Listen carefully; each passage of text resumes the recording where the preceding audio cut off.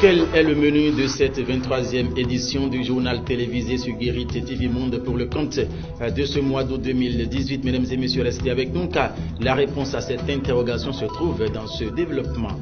Direction Porto Novo, une image du matériel utilisé pour la construction d'une passerelle à Wando. Nous sommes dans la ville de Porto Novo, fait polémique et depuis quelques jours dans l'opinion publique et surtout sur les médias malgré les explications de Jacques Ayadi, le directeur des infrastructures. Franck Ogour, l'auteur de cette photo publiée, explique ici au micro de Guérit TV Monde les réelles motivations en postant l'image. On l'écoute. Les populations qui sont ou qui vivent proches des travaux qui se déroulent sont en droit de se questionner, de se poser des questions sur la qualité de ce qui leur est réalisé. Et tout est parti d'une simple photo qui a été prise et qui a fait le tour des réseaux sociaux et donc qui donne lieu depuis quelques jours à une polémique que je trouve aujourd'hui vaine. Mais je pense que le directeur général des infrastructures, M. Jacques Ayadi, est passé sur les médias, est passé sur certains réseaux et a pu dire ce qui en était. Il a rassuré les uns les autres en sachant que sa responsabilité est engagé. Je pense que nous devons lui faire confiance et aussi parce qu'il est spécialiste, il est ingénieur de travaux, donc il sait mieux que nous de quoi il parle et de quoi il est question.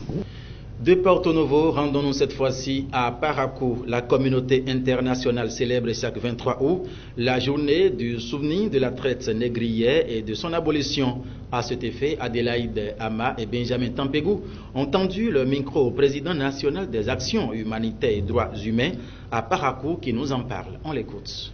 Cette journée du 23 août qui est commémorée par la communauté internationale fait appel à cette grande insurrection qui a eu lieu à Saint-Dominique, aujourd'hui Haïti. Cette journée, en fait, est instituée pour inscrire dans la mémoire des peuples cette tragédie. Alors, aujourd'hui, quel est l'état des lieux dans notre pays? Dans notre pays, nous avons connu quand même un peu d'avancée parce que dans un passé récent, des jeunes étaient encore vendus sur le marché du travail. Cela a pris un peu de l'ampleur dans la région méridionale et un peu dans la région septentrionale.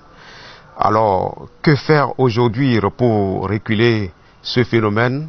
Cela se repose essentiellement sur les défenseurs des droits humains et également sur l'État qui a une grande responsabilité sur le plan constitutionnel à protéger ses citoyens.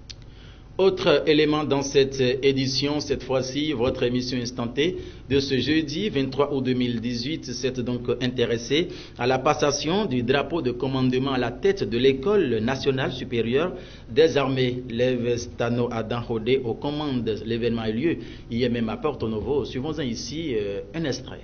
Je crois bien qu'il reconnaît, je parle bien de Lev Stano Adam Hodé, qu'il reconnaît également ce qu'il attend comme défi à relever.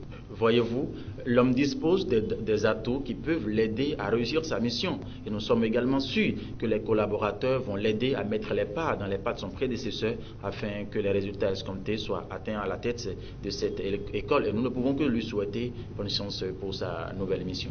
Du commandement militaire à la rédaction de Guérit TV Monde, mesdames et messieurs, Shamsdine Badarou a donc passé le témoin à Wilfried Azonraï pour le commentaire du jour. Commentaire du jour aujourd'hui qui nous parle donc de la gestion du maire de Luc Setonji à Tropo. Nous sommes donc dans la commune de Bricon. Suivons donc ici le récit de Wilfried Azonraï.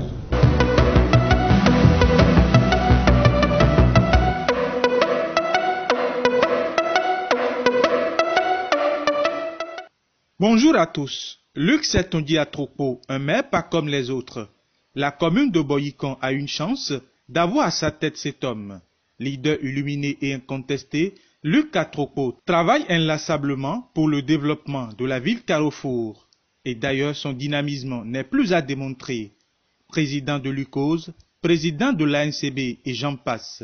Néanmoins, certains de ses collègues conseillers lui reprochent des choses par rapport à sa gestion. Que chacun se calme. Effectivement, au sein de la population, les gens sont fatigués de la gestion du maire Luc Setonji Atropo.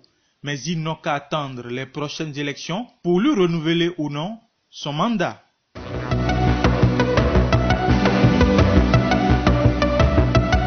Ainsi prend fin ce journal sur Guérit TV Mondain pour le compte de ce jeudi 23 août 2018. Merci de nous avoir suivis et très bel après-midi à tous et à toutes. D'ici là, portez-vous bien. Au revoir.